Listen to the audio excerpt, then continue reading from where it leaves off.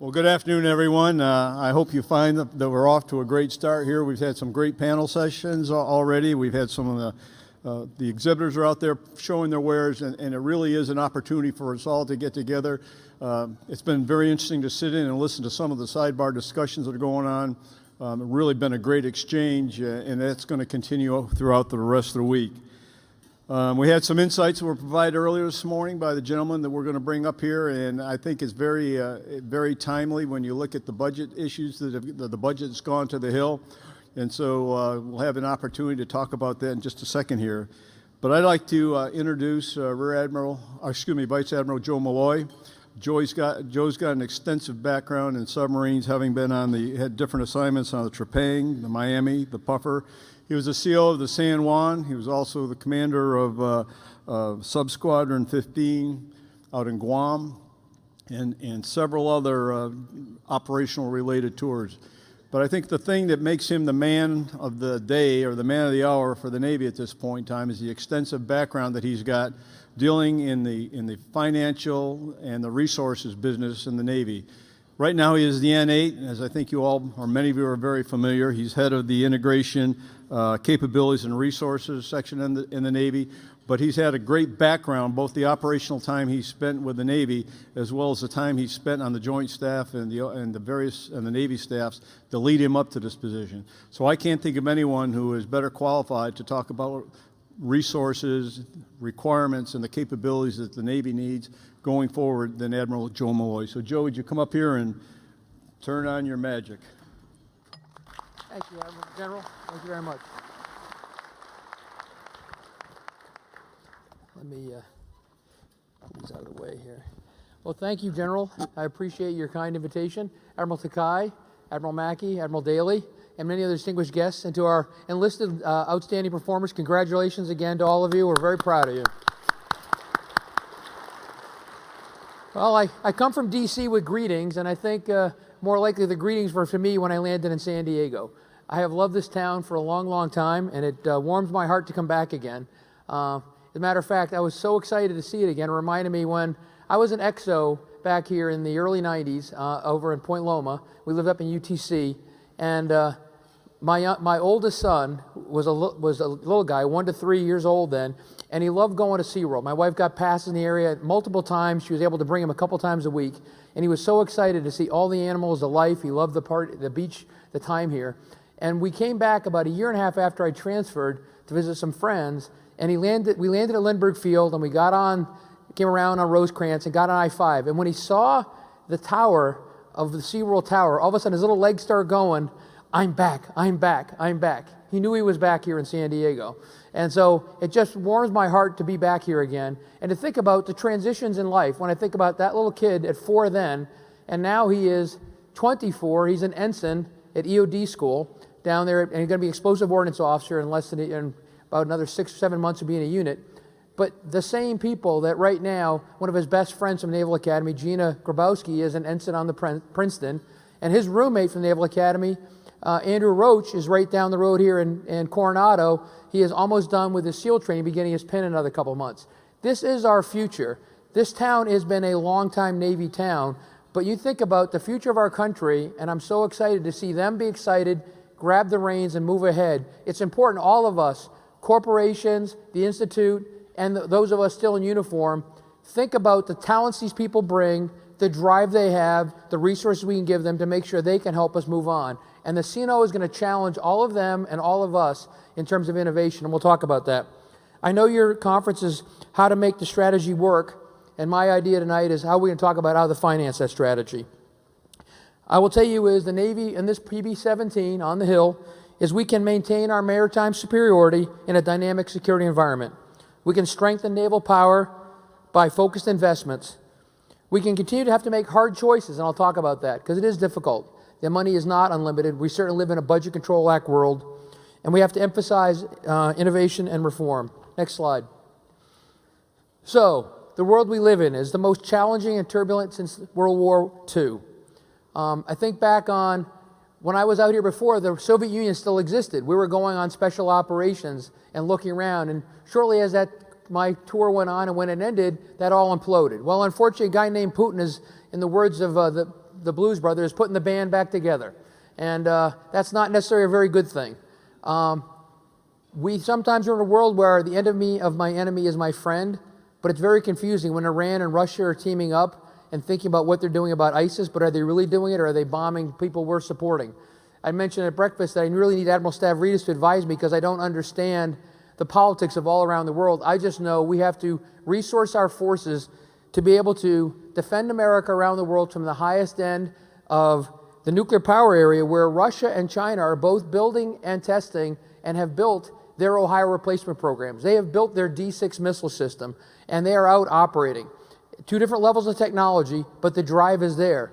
North Korea is putting together a ballistic missile submarine, kind of like the Goray. It's kind of a throwback to those of us who remember a golf class with a missile in the sail. But everyone's pursuing technology. Everyone's pursuing the spread of it. And that really brings tremendous risk and danger, but opportunities to us. And we have to be able to think about what do we bring forward. Clearly, Iran is advanced missiles, cyber threats. What do they challenge? What's going on? They are an actor of malevolent discord in the Middle East. And whatever they're up to is generally not good. And it's very difficult to keep track on. And it's a turbulent overlay of religion, but also mistrust. It is interesting to me that they are somehow breeding with and allowing the Russians to overfly their territory. When you read back about the development of the Iranian country and all that, their tremendous mistrust existed really with the Russians and their border. Tremendous mistrust, tremendous dislike for each other, that they're able to paper over something from the 60s and 70s when they absolutely hated each other to now paper this thing together. So it's complex to understand, and I think it's incumbent upon our leaders to keep looking at the world, but it's incumbent upon all of us to resource our sailors, talk to Congress, and get the money in our Marines so that we can go forward in this world and be prepared to deal with, are the Russians going to sell a Bastion cruise missile system, high-speed, dangerous weapon system that has tremendous range, far more than they need in that area, but a tremendous threat to our ships and our Marines going from that area. So that's one step. These countries are up, these four countries and that one group are the leading terms of where we have to be. Next slide. The world continues to move on. Admiral Richardson likes this display. Admiral Greener used to put one up showing, he called them the bow ties and the channels of the world and where they're at. Admiral Richardson kind of looks down on this one as, this is the evolving world. It's intercommunicated. There's accelerating change. It's a maritime system. There's a global information grid. And when I talked at breakfast, I said, if you went back hundreds of years ago, you could have laid a chart from this world view, and probably a lot of it would look the same, except back then they wouldn't realize there were photons on those yellow lines. People back then would realize it's ships, because you look back on it. You look in the Middle East, from India to the Persian Gulf. When I was in India back in 2009, speaking of the PAC fleet at a conference out there for the creation of the ions, I learned more about Mumbai, about the sheer amount of sailing that, and the interconnection between the Indian Empire, or whatever, I can't remember what it was called, it was a Mumbai Empire, to the Persian Gulf, the sheer amount of trading that went on. You look in the Mediterranean, that would have been a Phoenician map before the Romans then built the Navy. Obviously, the world grid is what shipbuilding would have been the Royal Navy and our Navy. So it's a connection out there, but now we're even connected at the speed of light. At the same time, there are some groups threatening all those particular lines out there, and there's one particular country out there that threatens that. So we have to be able to live in this world. We have to be able to have the cyber forces to ensure, because those connections are landfall points, and they're not require a missile or ship to be a landfall. Those of you who do Tomahawk missiles know a landfall waypoint, right? Well, Jantai deals with thousands of landfall waypoints every microsecond. Right now are those cables out there going to our countries and our allies, and they're either a source of importance and connections and items I'll talk about later on with our financial reserve system and what's going on, but they're also a source of potential infection to ourselves. We have built an elaborate system of trust that existed in the internet that now is being mistrusted and misused.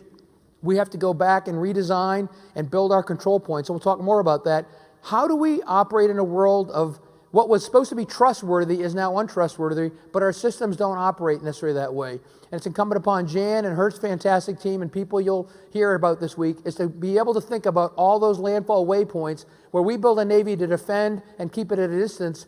She has to operate in that full spectrum from at the coastline, from a cyber connection, actually into our factories, our bases, and our buildings that all go back to other countries, that where they operate from and where they can anonymously connect themselves. Using this grid of speed of light, they can grid themselves around the world. Next slide. Hey, this wouldn't be a Joe Mulloy brief without a graph. You don't have to, there will not be any quizzes or tests. But I will tell you, as you look at that orange line, the sawtooth one, I'll call that what's called enacted. Enacted is a technical finance term, as that's what Congress actually gave us for money. That includes OCO and base. And you can see it looks like kind of a wave, an up, down, up, down. On the left-hand side of that was, the first year was sequestration.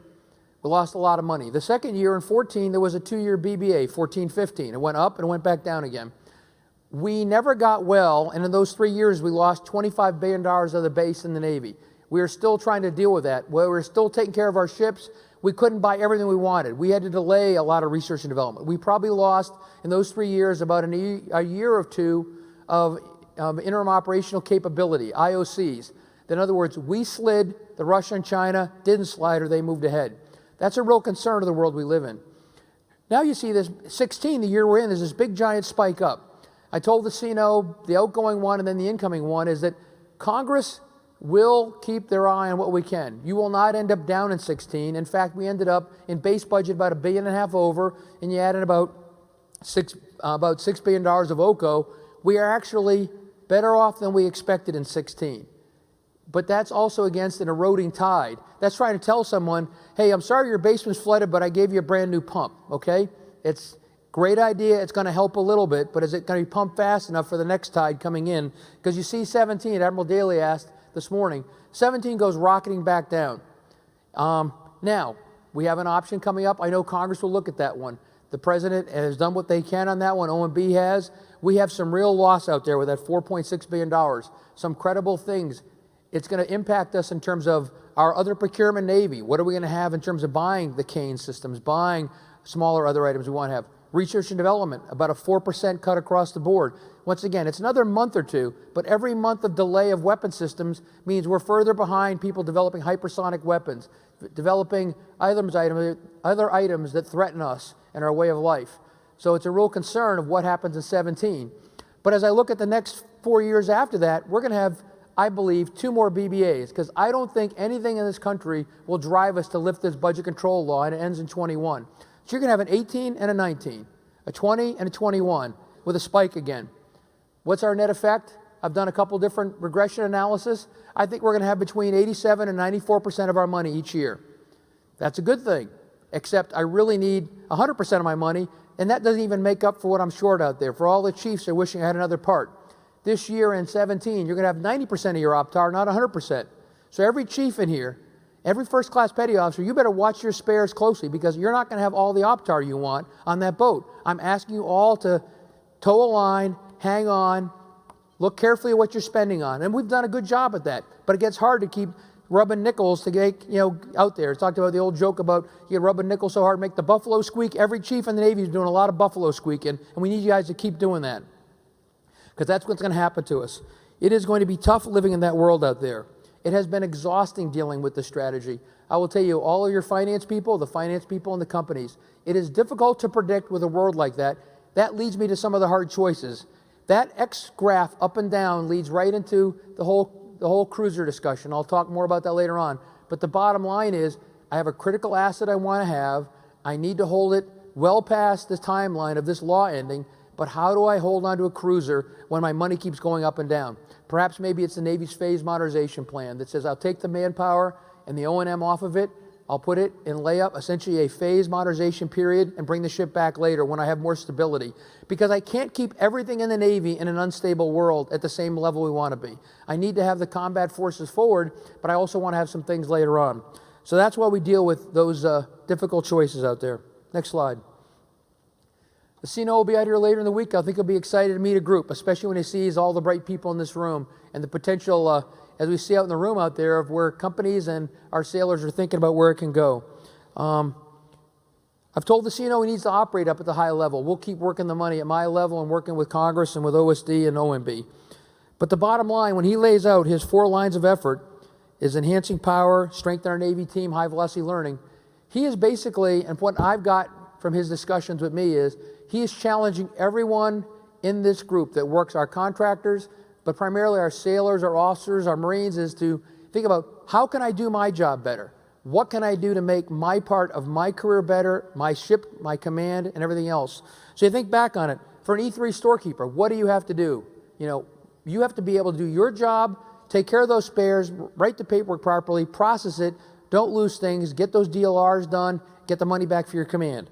For an E6 mechanic, I have to be able to, a quick repair, not break anything, break the right spare out, and then come up with another idea. How can I make it faster? The old Benny Sugg idea. Those still exist out there. We need that innovation. For a junior officer, where can I do my training better? How can I do it faster? An EOD team, what do I have to do to be efficient and effective when I travel somewhere? The challenge is out there, and I think he's going to challenge everyone to do your job better. And he's got a remarkable way of delivering this message in a positive way. He will make you feel good about working hard. And that's really important to do. And it really resonates with me. He will challenge you the right way to move ahead and think about how you can be a better sailor, what you can do, how you can help the Navy. And we need it. As you think about that orange line, trying to ride that one, we are in a whipsaw. And anyone who's ever operated something at the end of being jerked around, you have to be able to hang on, you have to be able to be smart and keep your footing. He's also laid out his Navy strategic plan on the right. We will take care of that strategic deterrent. We need to build that because, once again, I will call them not necessarily adversaries, but our challenges out there, they have already built their follow-on SSBN. They have already built follow-on missiles. We are starting to build ours. It will be an amazing submarine, but as a significantly expensive submarine. It will take up a fair amount of our dollars going ahead, and therefore our lobbying Congress, and actually we got some help from the President in 21 to help pay for that first part of the first boat, but it's only a down payment. But we need to be able to take care of that because the Navy will eventually, by the end of this 5-year plan, be 70% of all nuclear warheads accountable to the President and deployable on a daily basis will be on submarines. And they'll be guarded by Marines at SWIFT-LANT and SWIFT-PAC. We need to be a team effort and take care of that. And our cyber command will be part of that nuclear command and control, the NC3 world out there that needs to operate reliably. We have to maintain that whole spectrum of items. We have to provide timely options to leadership. We need to have initiatives from the blue water to littorals. So I'm certain he'll talk again about it, but he means every word of it, and I think he'll challenge you in a positive way. Next slide. So what did we get out of this budget when we deal with all that money and that whipsaw?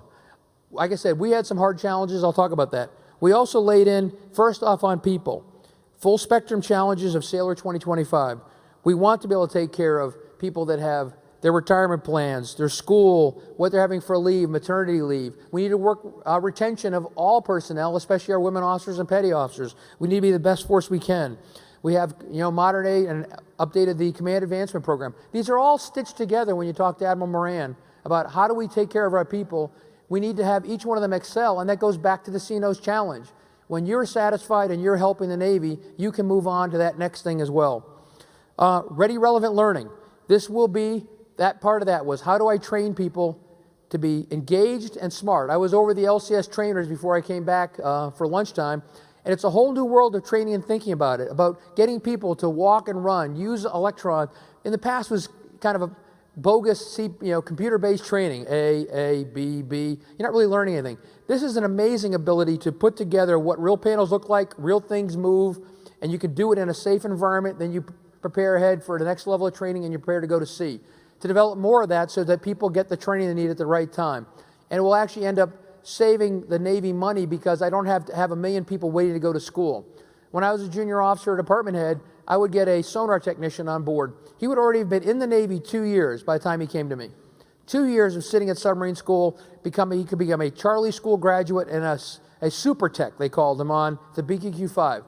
He was still an E4 or maybe as a push-button E5, no dolphins. He comes on board, he's supposed to be a super tech. Well, it's going to be a while before he can be super teching on a sonar system because he's got to learn how to stand watch on it. He's got to learn how to love, live, and live on a boat with his shipmates. This system's going to go to his, people will get trained, they'll go to a ship, they'll go back to school, try to close loop that to make people move ahead. It'll save money, but I think it'll actually make people more aware of their surroundings and better operators. Our submarine surface area, significant investment. We talked about our replacement. Virginia payload module. And embedded in that was a $600 million addition by OSD to be able to do advanced acoustic superiority upgrades on those boats. All those submarines will deliver with advanced. So significant upgrades.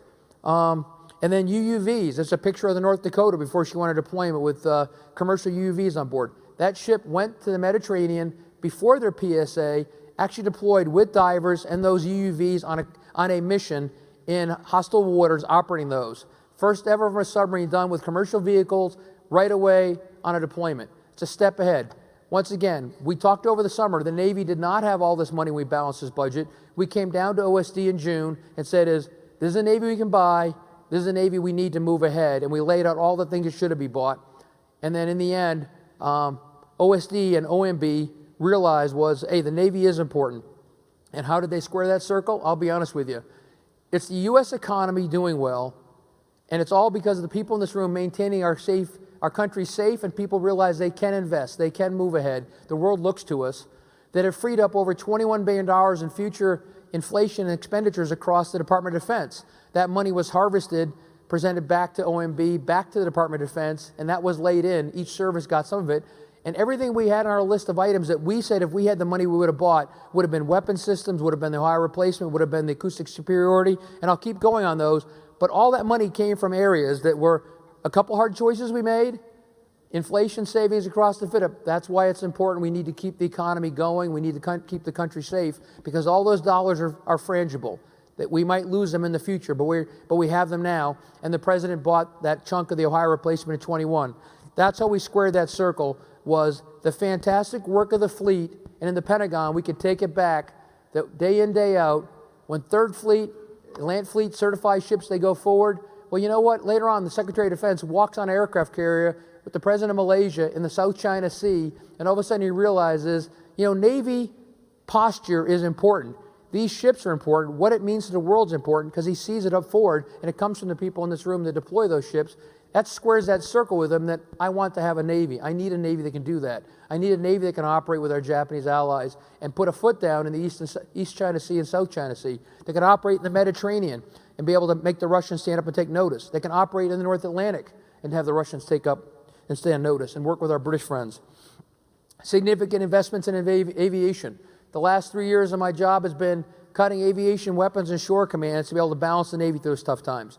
There's a time where we said we need more. So we ended up with 13 more Joint Strike Fighters. We ended up with 16 more Hornets. Ended up with, Congress bought us 7 more Growlers. And then we had 3 others from another contract deal.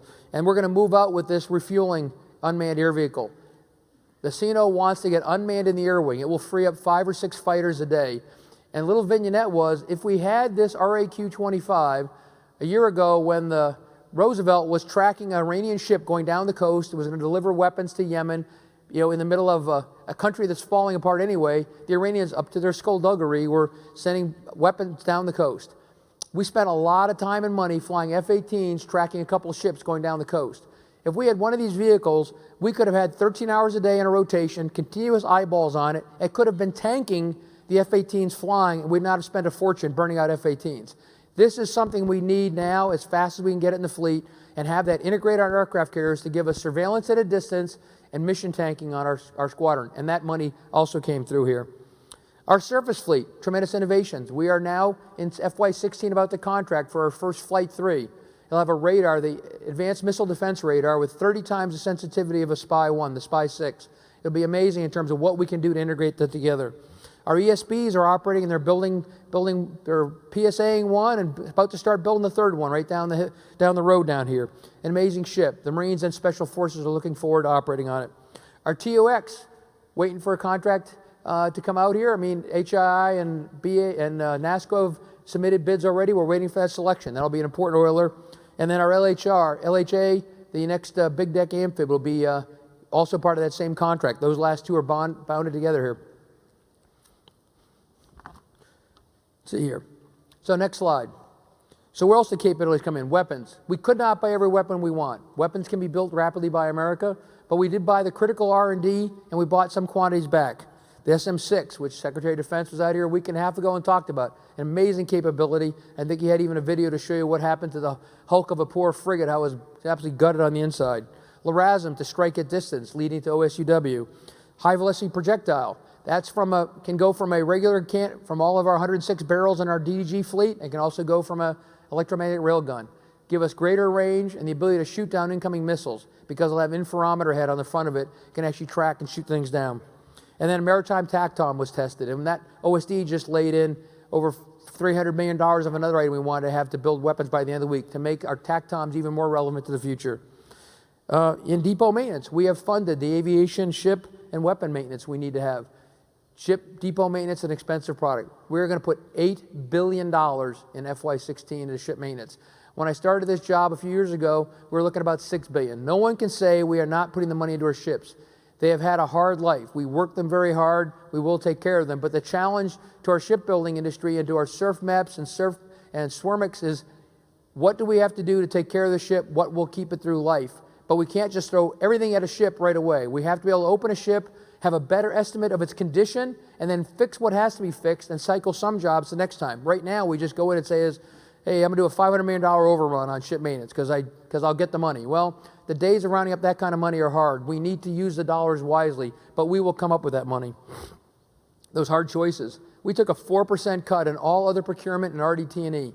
That's a difficult choice. The companies out here, you'll see that when they come on contract, is not everyone will have the money we want, but 17 is a tough year. I mean, I showed you that spike down. We had to come up with $4.6 billion, so we protected some groups, but we had to make some hard choices. The cruiser mod, that is a very difficult one. It will be painful. I'll see Congressman Forbes this week. I'm going over to see him, and then Secretary Sackler and I are testifying on Thursday, and we will be challenged on that one. But like I said, my issue is it's an asset I want with an unknown future. And if they would lift the BCA law and promise us money, I'd probably be able to say we could keep them. But our real concern is, what are we building for ships in the future? Congressional action, generally been very positive. I will tell you, Congress understands that part of Article 1 of the Constitution says you can raise an army, but you will build and maintain a Navy. Sorry, maintain a Navy. They get it, especially in the Senate Appropriations Committee, Defense Subcommittee, and House Appropriations Committee, Defense Subcommittee. The HAC-D and SAC-D, you've heard the terms. They really do understand the Navy. They are, in many cases, able to provide for us and significant items. They bought that ESB. There's $646 million came in to build that ship right down here, BAE. That is headroom we have in 17 because they pulled it into 16 and bought that ship. That helped me with that bill. That helped me buy things I would have lost other than that. They're buying another fleet tug, and the fleet is short on tugs out there. And they put $1 billion towards the DDG-51, and they'll probably finish adding money again this summer. We'll have another DDG out of it. So Congress does understand. And when they come out and visit the companies, especially to the sailors out here, when you have congressional delegations on your ship, it's important to show you. They want to see who you are. They want to see how you love the Navy. They want to see your job, and they don't want any nonsense. They just want to know what's really going on. But realize is everything you say or do is reflected back again. Every one of those years on those orange spikes would have been a worse spike down and not a spike a high if it wasn't for the Appropriations Committee. We have to continue to reach out. They understand what the Navy is, and they understand we work with the Marine Corps, and we go as a team everywhere. The phrase over there I learned in Korea was, we go together. And that's even more than us with the Koreans and with the Japanese, is we go with our Marine Corps. We go together for everywhere. Next slide. So, I'm not going to steal all the thunder from Jan Ty and her fabulous team in Twig Branch, but this is an area, electromagnetic warfare and cyber innovations. I will tell you, this is one that keeps a lot of people up at night. When I was a junior officer, even through my beginning of my CO tour, a lot of things were all self-connected. We started building this idea of power systems and remote monitoring, but it wasn't the same level of connectivity. But in a matter of a year and a half, I went from having email on board, but nothing else, was riding as a deputy commander on Hartford. I got delivered an early bird. I could go on and surf the internet. Well, that also meant was if I could surf the internet from a submarine, which I couldn't do in 1998. In fact, I was the first in 1996. I had the first SHF antenna on a submarine. We went up and we did a test with a NASA connectivity, and we just connected with a dish. It was the first dish on a submarine, and we sent back, I don't know how many terabytes of data back and forth. It was just a series of numbers run through a supercomputer to prove they were all right. We actually transmitted more data in a 50-minute session logged onto a satellite than if you stacked up every piece of paper ever created in the history of the submarine force. Every message sent was transmitted faster in that one 50-minute session on board, and that was in 1996. By 1999, I am on the internet on board the Hartford, downloading things and looking at things. An amazing change. Well, that also means we opened up our door. I'm back to Jan Ty defending our points. If I could get off the boat, someone can get back on my submarine, which never happened before. We have been insulated from that. But now we see it across the board, and now we jump ahead 15, 16 years later, everything we do. Everyone's on board on it. Everyone's getting data. Our systems talk back. We don't even necessarily know they're doing it. Ships have to go to MCON to actually shut down. Otherwise, their gas turbines are reporting back to Crane, Indiana. Why? Because we said, hey, gas turbines, why have all these gas turbine techs taking 1,000 pieces of data points on board? It's vibration analysis. I put 4 probes on board, a radio connection in the radio room. I will have my Naval Surface Warfare Center monitor all my gas turbines. Well, that's very interesting until someone get back on board and shut down your gas turbines. We have to find those issues out there. We are working and supporting, and that's what Jan Ty and the team are, is those defenses. We are, many cases, more open than we think we are. We need to run all those down. We need to rebuild some of our systems to be able to take that on board.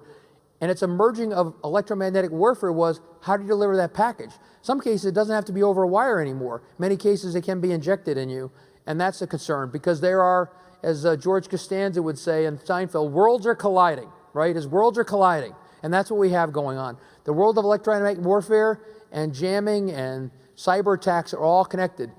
And it's emphasized by even the things we do to make it better. When you think about when you go out to a factory and I visit like radar and how do I make a radar better or a face of an antenna, I actually put remote signal processing on the face of it such that it can actually digitize it there and bring it back faster. Well, it also means I have put a digital processor on my antenna. So many cases, if I go on board with a wave of a radar that's masked, I might be able to actually jimmy with that. And so our own ability to do stuff remotely and bring it on to electronic bottles is opening a door to us and ourselves. We have to think through what we're doing on that case, because how do I get teraflops of data processing? I have to be able to do rapid processing with supercomputers, but I also want to do remote data handling. The moment you say remote data handling, you are opening a door up on yourselves unless you are smart about it. It also means but most of our attacks come from people not doing things properly. It is the day-to-day watchstanding, the spaces on board, the PMS done by our petty officers. Do you secure the system properly? I'm right back to that innovation and that the CNO challenging you. Do your job right, make the Navy better every day, which means everyone who does that has to be there. And we've started now with 10th Fleet N2 and 6 CyberSafe. Well, those of us submariners understand SubSafe. Everyone on board a submarine does SubSafe. Yeah, the nukes and the A-gangers actually do QA material, and they actually, you have to put on the proper bolt, and the officers have to go over the QA package. But everyone on board does SubSafe rig for dive. Everyone knows A-gangers and nukes can't leave their parts on the deck. You can be a junior cook on board, you know the right answer for that. That's what we're asking about in CyberSafe, is everyone in the Navy, every person on a contractor, civilian, or military, or Marine riding, has to be realized you have to be you're either part of the solution or you're part of the problem. And we need everyone to toe that line. It comes back to personal initiative and innovation, but this is a dangerous road for us. We need to be able to exploit others and protect ourselves.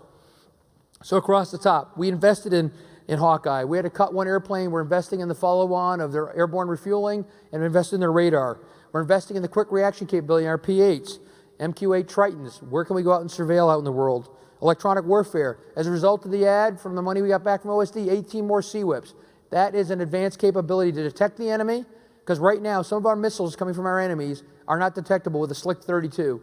The Slick 32 was so old that when Joe Mulloy was Ensign J.G. Mulloy, the Slick 32 was considered new and high-end at that time. It is still the same thing out there on the edges of our ships. We need to move to the next version of that.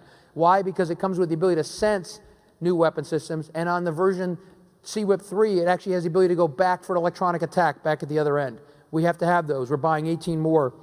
The SSEs, the signal exploitation, we need those.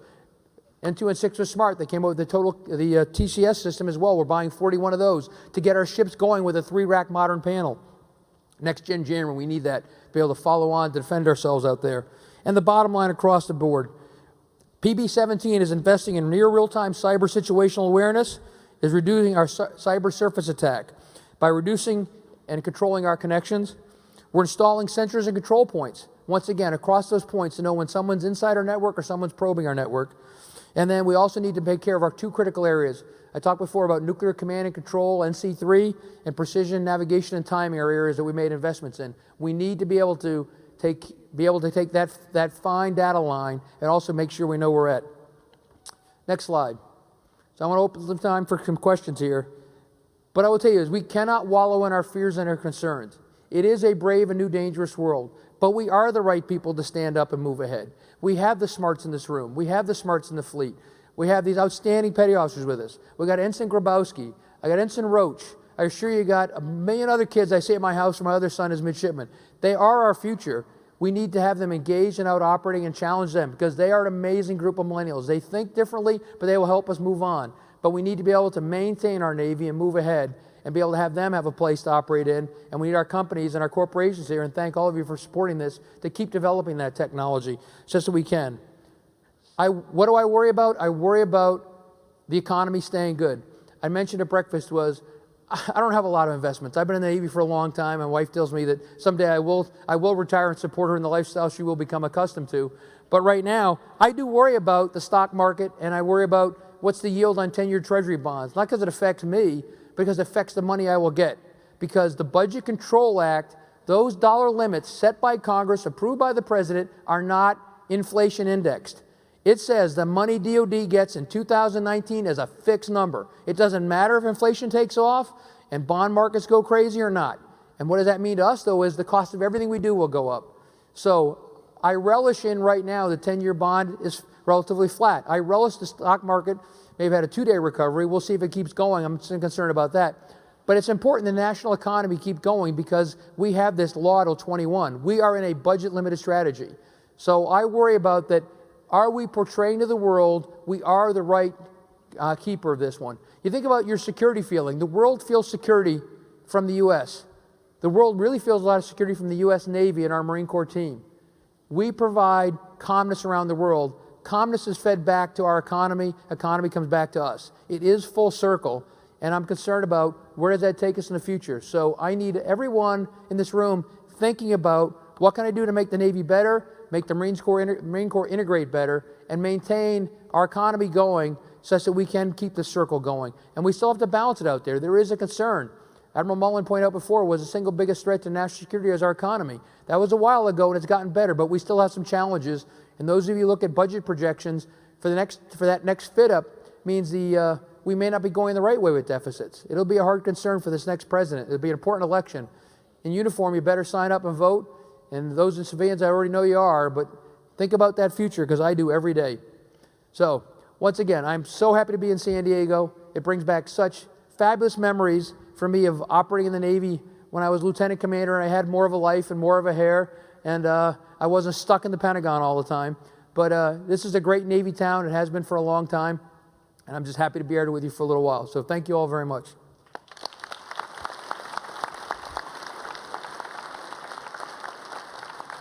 So I'd like to go ahead and I think we have time for a few questions, Admiral Daly. Yes, we do.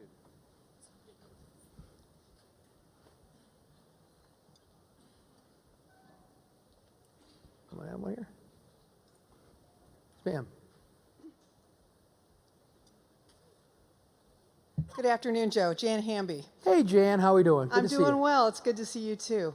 You know, this morning we heard Admiral Stavridis talk about the need to make better use of soft power. Mm-hmm. And in the panel that we had a little bit earlier, we heard a number of folks talking about how we actually execute the strategy. My question for you is whether or not there is a developing will among those folks who sit the 3-star programmers to actually invest in some of those soft power capabilities. And for me, that includes things like education of our mid-grade and senior leaders so that they can actually develop the strategy that the rest of us have to execute. That provides, Jan, it's a great question. It provides a fair amount of tension in the group there, and OSD policy comes in, and P&R, they have to have that, and the service are like, what's the metric on the return from it? I also realize that is the education, that is important to think about the strategy.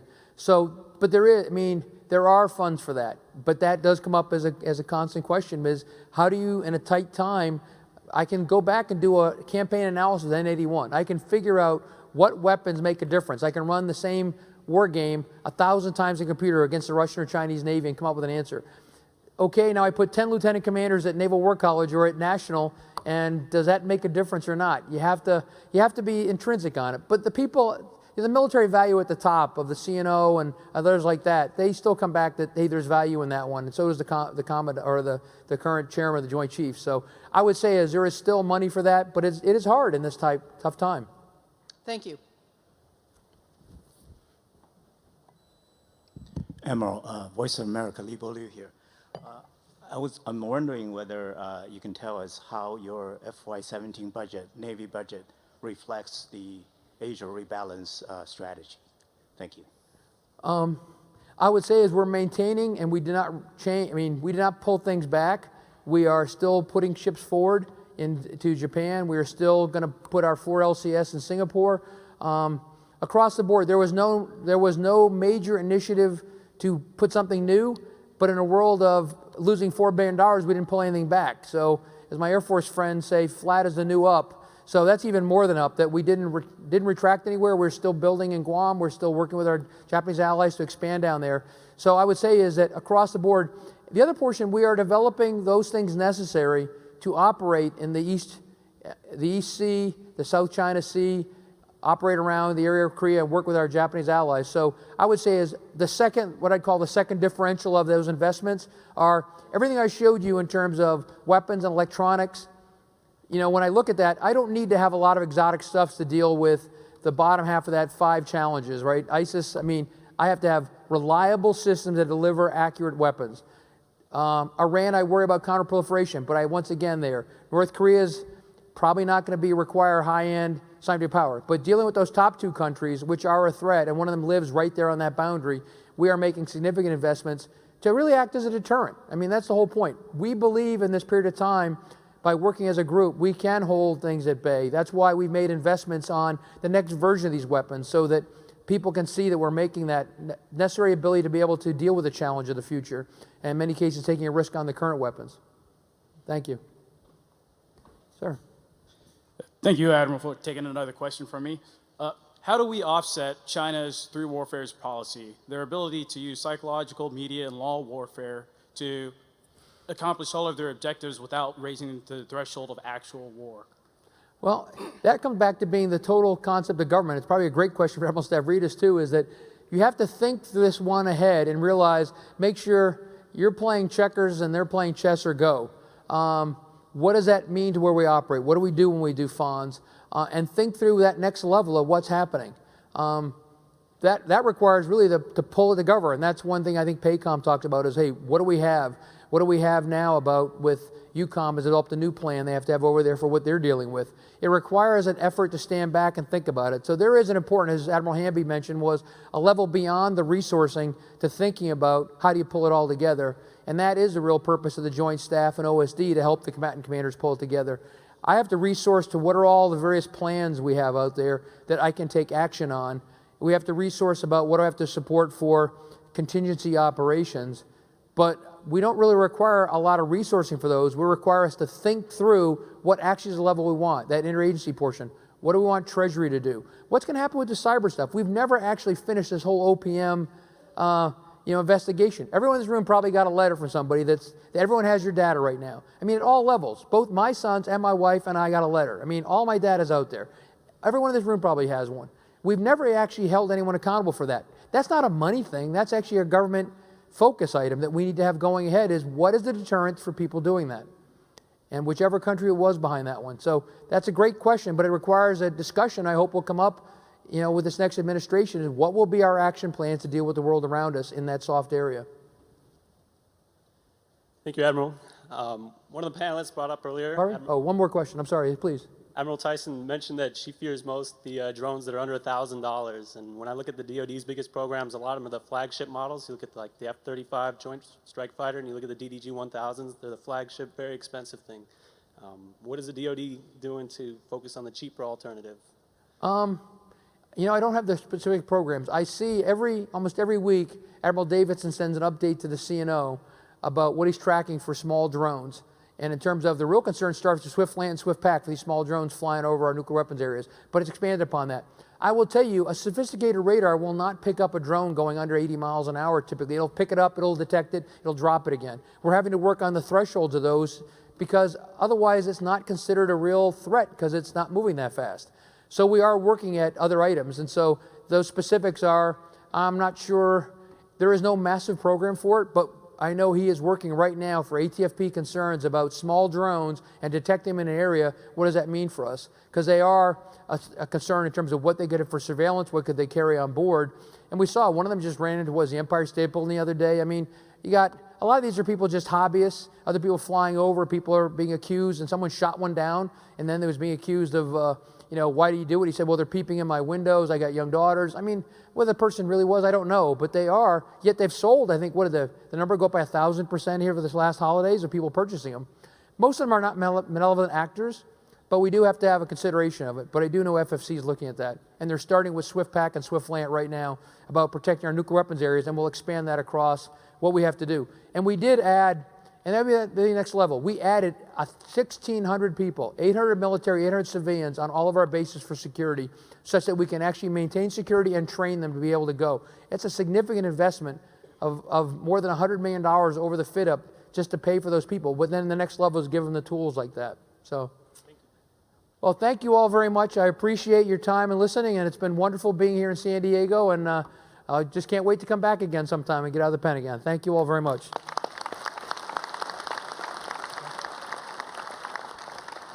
Well, Admiral, thank you very much. That was great insights and comments. Boy, that was a lot of information put out in a very short period of time. And I'm sure our industry partners are out there eager to help you as you work through the challenge you've got. The other thing, I thought it was great guidance that you gave when you get these VIPs, the congressmen and the representatives coming out from Washington. Boy, the best face you can put forward certainly puts a favorable light on the Navy, the Marine Corps, and our Coast Guardsmen as we go forward. On behalf of the FCA and the Naval Institute, I'd like to present this book to you. It's got an FCA bookmark in it, but it's certainly done an appreciation for the great presentation you've done for us today. Thank you very much, Admiral. Thank you, General. Appreciate it very much. Outstanding. Very much, sir.